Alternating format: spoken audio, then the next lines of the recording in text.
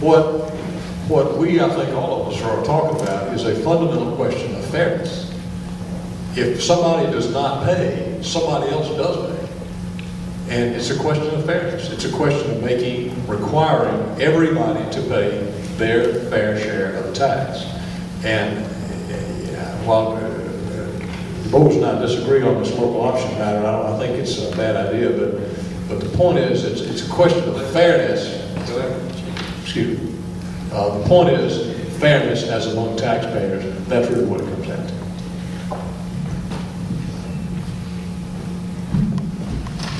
My name is Barry Joyner. I'm a grad student here at Georgia Political Science Department. The transportation topic has been pretty popular tonight, and y'all all talked about setting up either transportation districts or leaving it up to localities to solve this transportation problem. Now, I grew up in Cobb County, and Johnson Ferry Road crossing over to Fulton County has been a mess for 25 years, and they can't solve it. So why do you think that setting up or leaving it to localities to solve the transportation problem is going to work?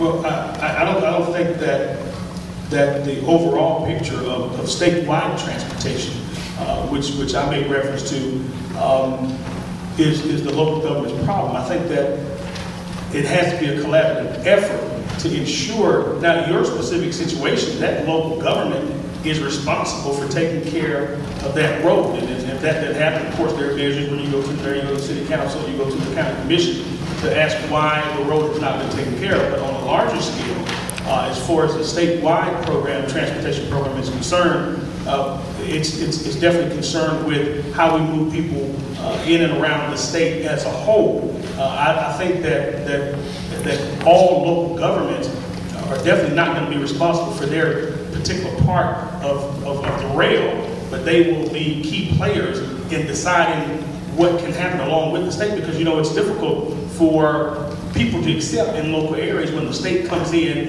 and says, we're going to do this in your area. You're going to have the biggest fight of your life, because people are going to say, you're not going to do this in our area because this is our area. But I think when you bring everybody to the table and say, listen, I understand you may have your own local problems, but this is a state issue that we're coming through your area, join with us in that respect, and I think that things will be a lot better received. But I do understand your situation. I would definitely start with the local governments, either the city or the county. They're responsible for that particular area if it's not a state highway. And then if it's a state highway, it becomes a state problem. Situations like that are getting to the point they are because of how poorly the DOT has been managing funding. When Sonny Perdue put in the program called Fast Forward and moved the debt service over to DOT out of their own resources, it locked down the ability to partner with local government to solve transportation problems like that. So what we've got to do, when I talk about dedicating that fourth penny, it allows you a stream of money to partner with local communities on what's called state aid contracts. That's where you partner. You allow local governments to do SPLOST, you match it with state money, because those are really, that is an economic development problem. When you have the kind of congestion like that people can't get home at night, to work on time, delivery of services, all of that, that is an economic issue that we've got to solve. It's got to take a partnership with the state and local governments to do that. By dedicating the fourth penny, by moving the debt service back over to the general fund, by allowing the resources to partner on state aid contracts is how we've got to fix that. That's the plan I've set out in transportation. Well, you've identified precisely the practical problem that I have with this 12-district plan. I suppose you get districts who wind up with fundamentally different plans. One district decides we're going to pave this road to the county line and then stop, and another district says, well, we're going to pave another road over here, and they don't meet. It just seems to me that from a practical, pragmatic standpoint, we as citizens are entitled to a little bit more responsible government than that. It seems to me transportation is a statewide issue. When you talk about transportation, you're talking about going from A to B. You're not going from A to A. You're going from one place in the state to another place in the state. And we all have an interest in the transportation all over the state. I think this may be the best that's possible politically, but it seems to me it's going to be extraordinarily difficult to manage, and to me, it's not the kind of leadership that the people in the state of Georgia ought to expect. Maybe we have time for one more question. Again, I would ask if we have brief responses. Appreciate y'all being here. My name is Josh. I study anthropology and education at the university. And a huge buzzword that's always thrown out there about K through 12 education is accountability. And that usually boils down to standardized testing. And in a lot of the research I've done as an education student shows that when standardized testing scores don't necessarily show great education, but that people are good at taking standardized tests. So what other measures of accountability do y'all plan to implement looking at the state's education? Let me try to give you a practical answer. The Obama administration has made it clear that they are going to fundamentally overhaul the federal legislation which provides funding for public education. That law has been there for a long time. I forget the original name of it. The George Bush administration relabeled it No Child Left Behind. A great bumper sticker, lousy program. It has been a complete failure. One of the big reasons it's been a failure is because of what you just pointed out. Standardized testings which hold teachers accountable for something that they don't control. And school systems accountable for something that they don't control, that is the absolute level of a child's performance on a test at a given particular point in time.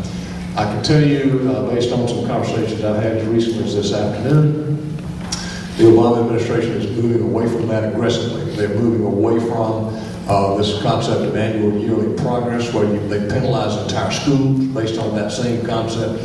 I think that they may decide to keep the name, they may even abolish the name.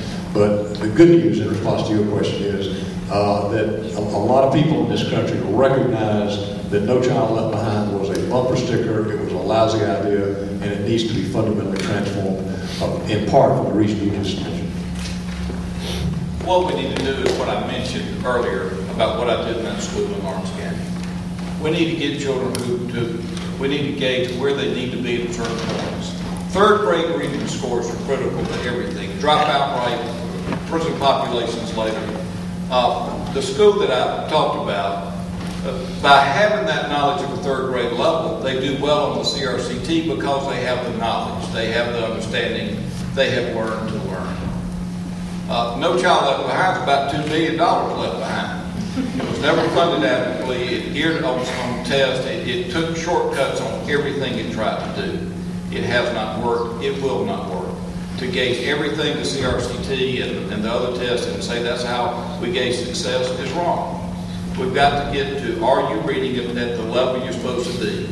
And give teachers the time to produce the miracles to get that child there. You can do it by giving them the resources in the classroom, the support technology, and involving the family. There's some things we've got to do to shore up middle grades, and the plan I have for higher grades is to jointly enroll 11th and 12th graders with our technical colleges, so you graduate from high school and have a trade to go to work.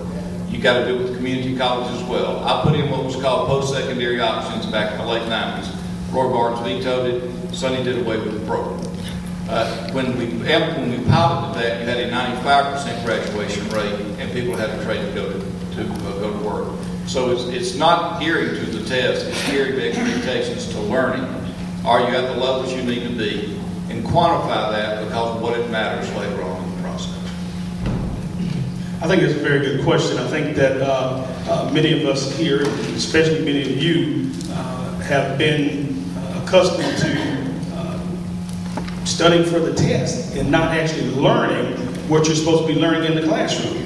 I think we need to go back to some good old-fashioned teaching. And I think it worked for those people who designed those tests, so why shouldn't it work for the people who are in school right now? I think we definitely have got to have some means of evaluation.